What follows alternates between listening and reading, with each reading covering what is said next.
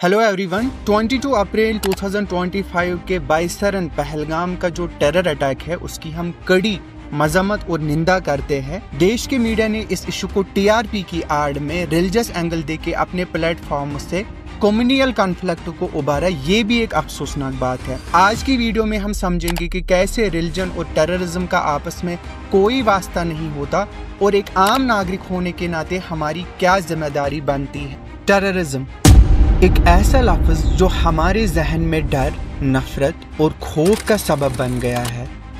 लेकिन इस लफ्ज़ के असल माने क्या है, कहाँ से आया है ये और इसका मतलब क्या है। आज हम बात करेंगे ऐसे सवाल पर जो हर वक्त हमारे जहन में उठता है। क्या टेररिज्म का कोई मजहब नहीं होता? अगर नहीं होता तो कैसे नहीं होता? ये जानने से पहले इस लफ्ज़ के असल रूट समझना ज़रूरी है। टेररिज्म का लफ्ज़ लैटिन के एक वर्ड से टेरियर से निकला है, जिसका मतलब है डर या खौफ बनाना। ऐसे में टेररिज्म का मतलब होता है लोगों में खौफ या डर फैलाना। जब हम इंग्लिश में टेररिज्म का जिक्र करते हैं तो इसे हम डेलिब्रेट वायलेंस या फोर्स का इस्तेमाल को समझते हैं, जो एक स्पेसिफिक ग्रुप या सोसाइटी को डर या नुकसान पहुंचाने के लिए होता है। लेकिन अगर हम बात करें उर्दू या अरबिक की, तो टेररिज्म को हम अक्सर इजराम कत्ल या फसाद के रूप में देखते हैं, जो इंसानियत के खिलाफ होती है। यहाँ पे आप जरा सोचो, एक लम्हे फिक्रिया यहाँ पे है। क्या आपको लगता है कोई भी मजहब टेररिज्म को जस्टिफाई कर सकता है? आपको लगता है कोई भी रिलीजन ऐसे दुख और खौफ का सबब हो सकता है? आज हम इस सवाल का जवाब ढूंढेंगे, क्योंकि टेररिज्म का कोई रिलीजन नहीं होता। टेररिज्म और रिलीजन के बीच में एक फॉल्स लिंक बिठाया जाता है। पहले हम उस फॉल्स लिंक को तोड़ते हैं। जब हम टेररिज्म और रिलीजन के बारे में बात करते हैं तो अक्सर ये बात सुनने को मिलती है कि कुछ रिलीजन्स टेररिज्म को जस्टिफाई करते हैं, लेकिन ये बिल्कुल गलत है। आज हम ये समझने की कोशिश करेंगे कि किस तरह से टेररिज्म को रिलीजन से जोड़ना एक बिल्कुल गलत लिंक है, क्योंकि हर रिलीजन में इंसानियत, अमन और शांति का पैगाम है। चलिए सबसे पहले बात करते हैं इस्लाम की। कुरान में अल्लाह ताला फरमाते हैं सूरह माइदा में कि एक जान का कत्ल पूरी इंसानियत का कत्ल है। ये उन लोगों के लिए क्लियर मैसेज है जो टेररिज्म को इस्लाम से जोड़ते हैं। इस्लाम कभी भी किसी का खून बहाने को नहीं कहता। अब अगर क्रिश्चियनिटी की बात करें तो क्रिश्चियनिटी में भी एक क्लियर इंस्ट्रक्शन है बाइबल में, जो हर क्रिश्चियन को अपने एक्शंस में शांति और अमन को बरकरार रखने की तरफ गाइड करता है। क्रिश्चियन फेथ में भी कभी भी टेररिज्म को जस्टिफाई नहीं किया गया है। फिर अगर हम बात करें हिंदुइज्म की, हिंदुइज्म में भगवद गीता में अहिंसा परमो धर्मा का कंसेप्ट दिया गया है, जो कहता है कि violence is the greatest sin and non violence is the highest dharma. Hinduism में भी टेररिज्म का कोई रोल नहीं है। यहाँ भी अमन और शांति का पैगाम दिया गया है। अब अगर बात करें सिखिज्म की, तो गुरु ग्रंथ साहिब के अंदर कहा गया है कि one who harms another in any way is not a true Sikh.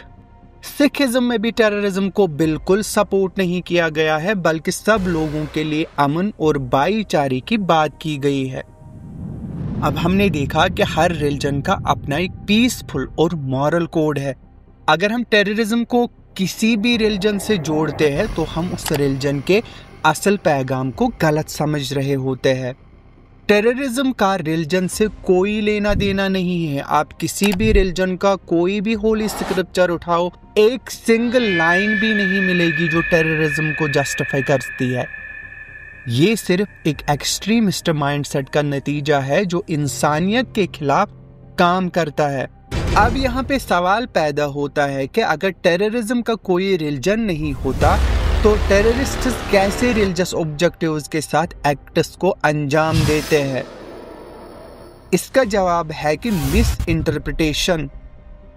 देखो, जो टेररिस्ट्स होते हैं वो रिलीजन को as an underlying asset use करते हैं थ्रू द मिस इंटरप्रिटेशन। आप सोचिए, टेररिज्म का असली मकसद कभी भी रिलीजन नहीं होता। ये ग्रुप्स अपनी मनमानी के लिए रिलीजन का इस्तेमाल करते हैं।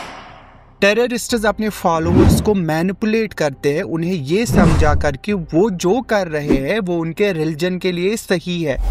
वो अपने एक्शंस को रिलीजियस जस्टिफिकेशन देने के लिए अपने ही बिलीफ्स का गलत इंटरप्रिटेशन करते हैं।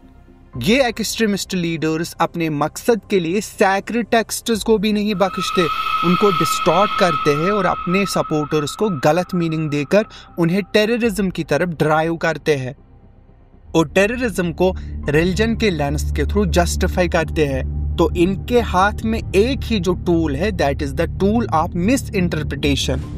फॉर एग्जाम्पल, कुछ एक्सट्रीमिस्ट ग्रुप्स कुरान के कुछ हिस्से को यूज करते हैं जिसमें फाइटिंग का जिक्र है, लेकिन वो इसे कॉन्टेक्स्ट के बिना समझते हैं। कुरान में ये फाइटिंग डिफेंसिव सिचुएशन में बयान की गई है, not in aggressive way, not in offensive way, लेकिन एक्सट्रीमिस्ट्स इसको मिस इंटरप्रेट करके यूज करते हैं ताकि उनके टेरर ऑब्जेक्टिव्स फुलफिल हो। इसी तरह बाइबल और भगवद गीता को भी एक्सट्रीमिस्ट्स अपने पर्सनल गोल्स के लिए मैनिपुलेट करते हैं। इन होली टेक्स्ट्स का असली पैगाम शांति और इंसानियत का है, लेकिन एक्सट्रीमिस्ट्स इन टीचिंग्स को डिस्टॉर्ट करते हैं और उन्हें अपने मैन मेड गोल्स के लिए यूज करते हैं।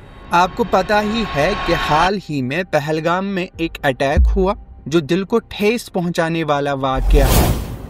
बाइसरन वैली में टेररिस्ट्स ने इनोसेंट टूरिस्ट्स को टारगेट किया और एक बार फिर से टेररिज्म को रिलीजन के नाम पे जस्टिफाई करने की कोशिश की गई। ये अटैक सिर्फ एक एग्जाम्पल है जो हमें ये दिखाता है कि जब हम टेररिज्म को स्पेसिफिक रिलीजन के साथ जोड़कर देखते हैं तो हम अपनी आइडेंटिटी को कम्युनल डिवीजन के हवाले कर देते हैं। हम सब ने देखा है कि पहलगाम अटैक के बाद कई लोग अपनी रिलीजियस कम्युनिटीज के बीच में टेंशन और वायलेंस उबारते हुए देखे गए।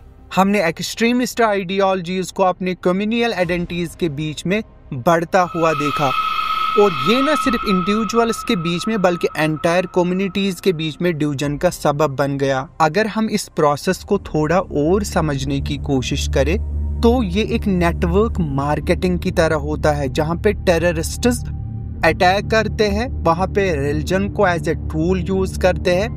बाद में मीडिया जो है अपने टीआरपी के आड़ में इस खबर को इतना फैलाते हैं गलत कॉन्टेक्स्ट में, जिसकी वजह से कम्युनल टेंशन उठते हैं और हम सब क्या होते हैं, हम सब पपेट्स बनते हैं टेररिस्ट्स के, क्योंकि कम्युनल कॉन्फ्लिक्ट्स में पड़ के हम सब टेररिस्ट्स के ऑब्जेक्टिव्स को ही फुलफिल कर रहे होते हैं।